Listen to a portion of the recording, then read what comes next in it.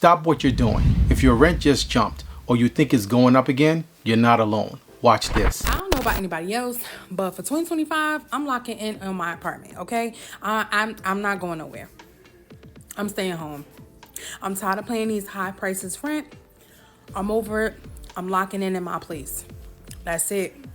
I will make a gym in a little corner somewhere. I will read.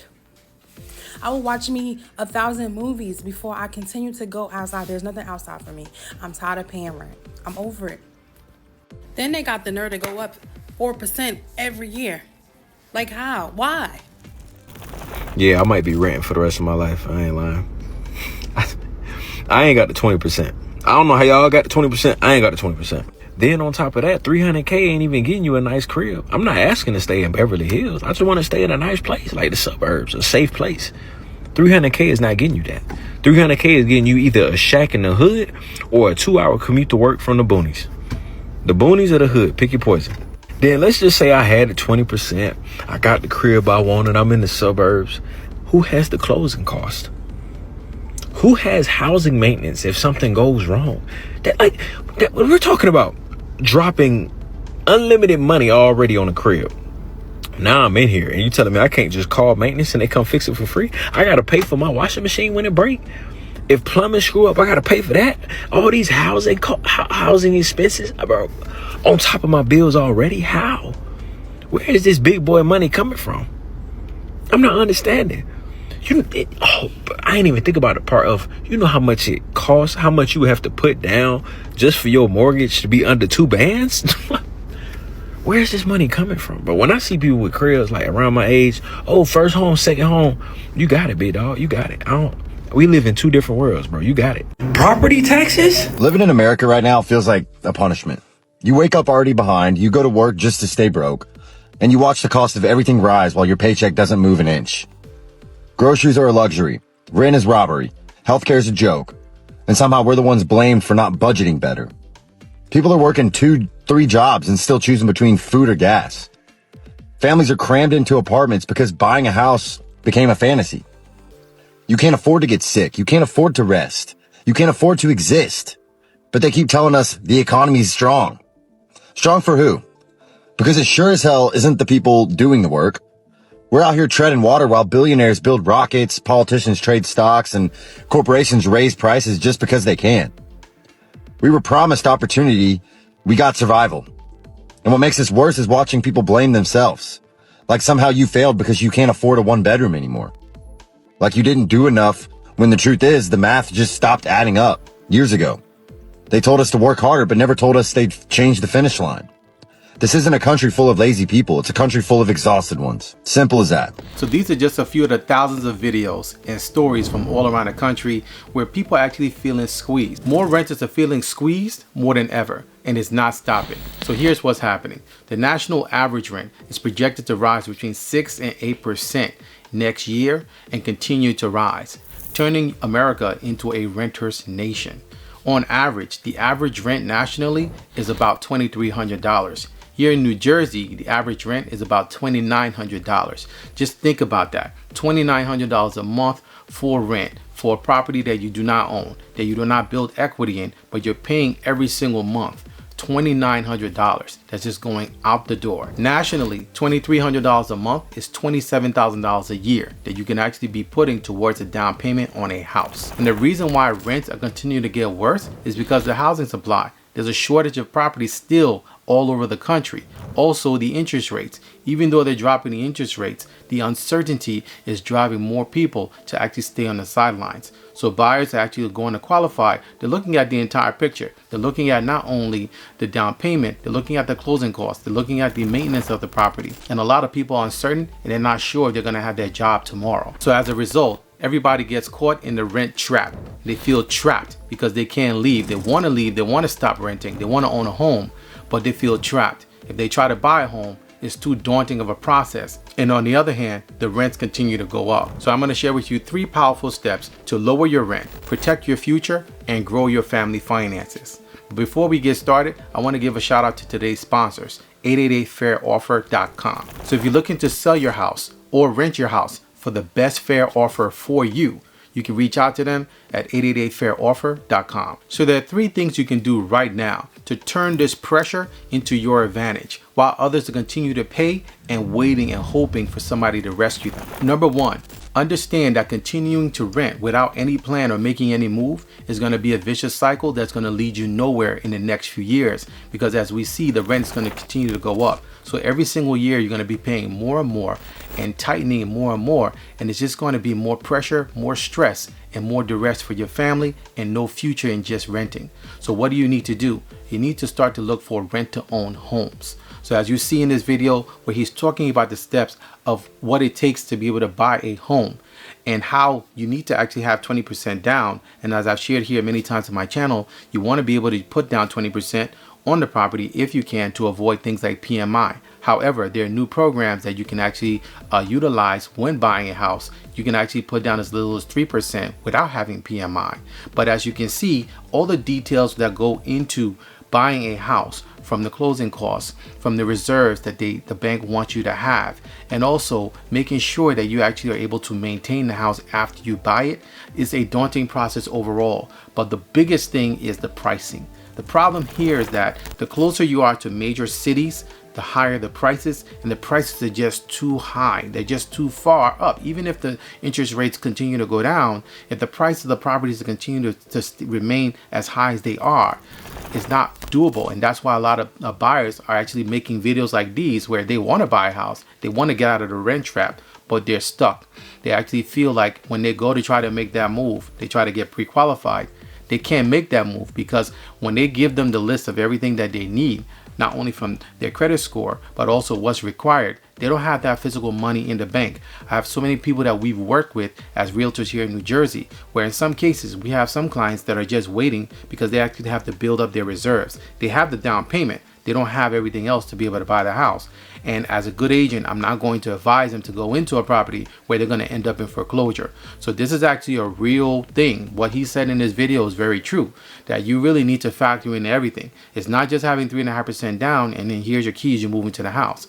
You really need to have the 3.5% down, and depending on the lender, you're going to end up with maybe 6 months of reserves. You're going to have their prepaid items that are involved, such as, you know, your homeowner's insurance that has to be paid a year in advance. Depending on where you are, you may have to pay for utilities such as like garbage removal, sewer. All of those things they actually are monthly expenses that you have to factor into your budgeting.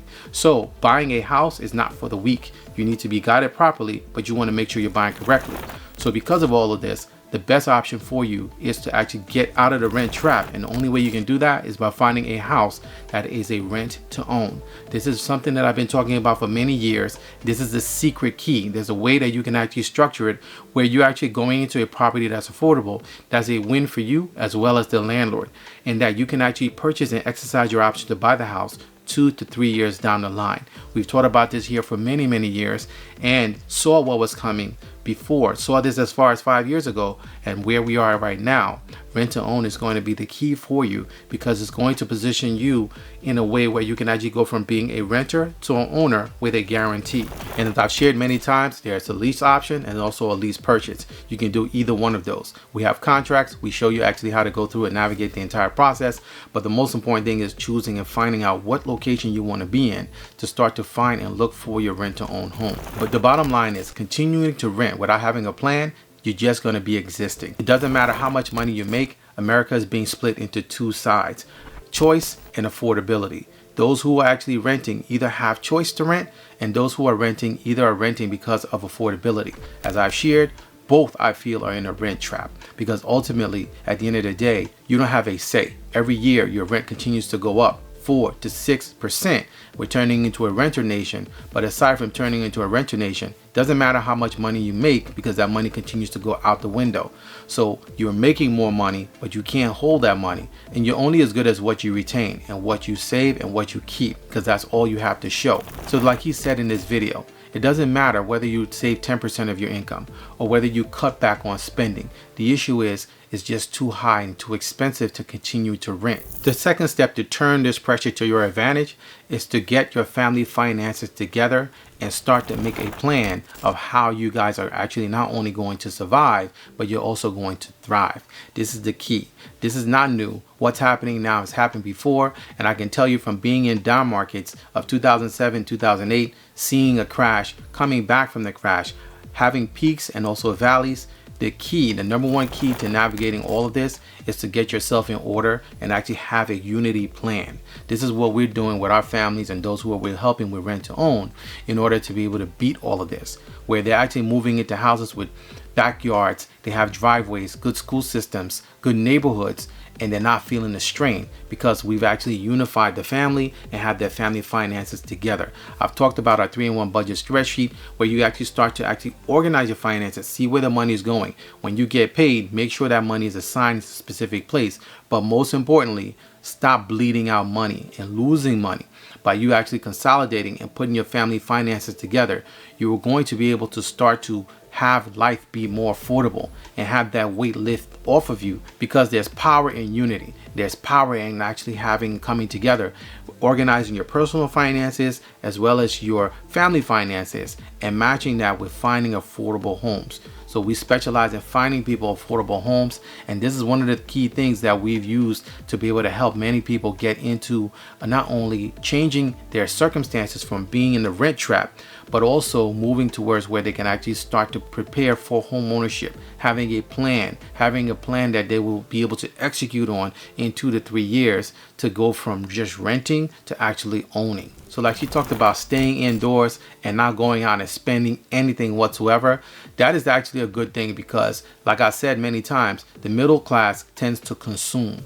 So if you have consumer habits, you're constantly buying, you're constantly spending, you're never going to be able to get ahead.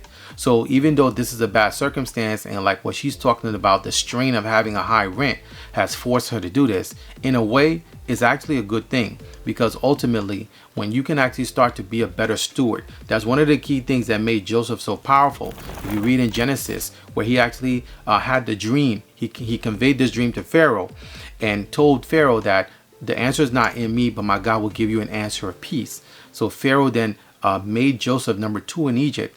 And what he did was, from seeing the dream of 7 years of famine and 7 years of plenty, he actually organized storehouses. And he started to actually plug into those storehouses and store grain and store product during the years of plenty against the years of famine that were coming. So obviously, depending on who you are and your circumstance and where you are, you may be facing a famine. It's time to start organizing and getting your seed in order and getting yourself in order, because God cannot bless this order. So pulling back and stop just continuing to spend being a consumer and start to position yourself to save money so you have relief, and start to figure out or have ways to be able to participate in the economy where you're making money, where you're making money actively, you're making money passively, you're also making money via investment is very key and very important. Now you can do this easier if you work together as a family.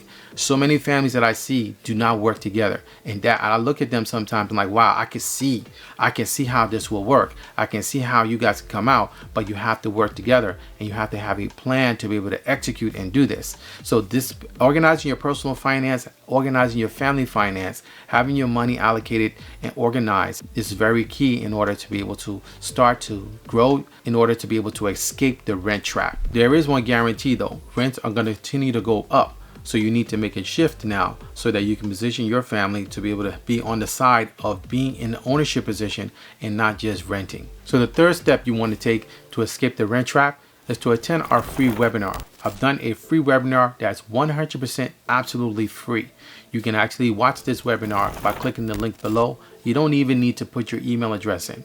Just watch the webinar and it's going to give you an insight into actually how to get started, how to find and locate the rent-to-own homes, and actually how to start to organize your finances, your personal finance as well as your family finance, to get yourself in a position to get out of this rent trap and out of this pressure that so many of you are feeling. So I want you to check out this special webinar that I've done just for you, 100% free. You don't even need to put your email in. Just click the link below and thank me later. So if you have any questions about rent to own, if you have any questions about buying a house, selling your house, how to invest in real estate, or more, you can actually email me anytime. My email address is AskRinde@gmail.com. I look forward to seeing you guys in the next video. Until next time, thank you so much for watching.